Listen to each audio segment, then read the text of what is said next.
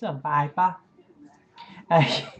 Sorry, that was my really bad Boston or Massachusetts accent. There you go. Alright, you and your brother have top 5 NES games. Alright, let me try to take a pop at this for you. Uh, Number 5, we're actually going to put Super Mario Bros. 3 there. Now, surprisingly, most people will put that probably at number 1. I only put it number 5 because, okay, we got, excuse me, we got Mario Brothers, and you got 8 Worlds, and you got a Princess you gotta save. Been there, done that twice. Except in the second game, it wasn't even. You will this. Um, but people still love the hell out of it for some odd reason. Okay, that was number 5. Number 4, Castlevania 2, Simon's Quest. Yes, we know that the AVGN hated this game with a passion. However, it was one of the games that I personally loved because it had action, adventure, and role-playing elements. The only part that sucked is that every time you died, your experience points went back to 0, as well as your hearts. So, yeah. The innovative day-night mechanic worked for me, as well as having to try and decipher clues from the townspeople. I do wish, however, that Konami would use a little thing called spell check. Love to know what word processor they were using when they were coming with the dialogue boxes.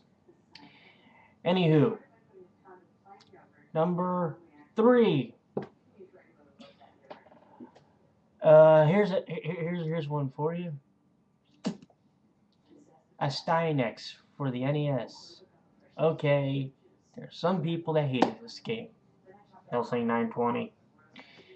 However, this was actually a pretty decent game.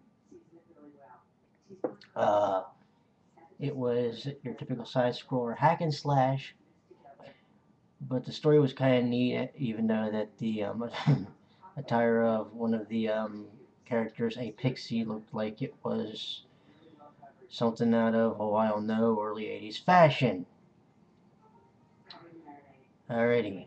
Now, the top 2 were a real pain for me. Ready? Number 2, The Guardian Legend. Broderbound, or Borderbound, however you want to pronounce it, along with Compile and IREM, created one of the greatest masterpieces ever in the history of video gaming. Its opening theme song, which is referred to as an Adagio Overture, is 1 in a million. And if you can't listen to that and like it, there's something seriously wrong with you. Flat out, that's a personal opinion, but it's like, go find out on YouTube somewhere and listen to it.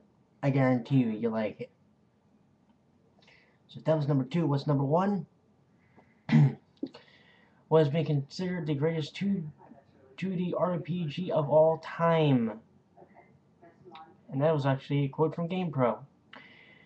Dragon Warrior 4, which has also been recently remade for the Nintendo Dual Screen. What can you say? It was one of the first games to officially use the chapter system, and you didn't play as just one hero, you played as a multitude of characters. They each had different abilities and had different stories they followed, eventually merging into the final chapter where you had to fight the main boss, a man called Necrosaro, the Manslayer. In the remake, they make it so that you fight him, and then you have to go through a 6th chapter. But the original, since we're doing NES games, Dragon Warrior 4 for the NES Entertainment System is definitely up there. Now, some honorable mentions for you. Viper, the Ninja Gaiden trilogy.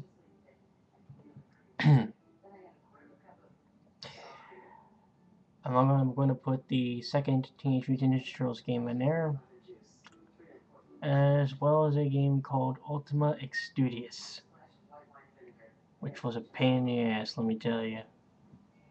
Because when you're a little kid, you really don't have the patience for something like that. I barely had the patience for a Dragon Warrior game, sitting there watching my father play it. But that's what I got for you. Maybe you want, and if you want to pass this on to your brother, you go ahead and do that, my man. Alrighty, you have a good one now.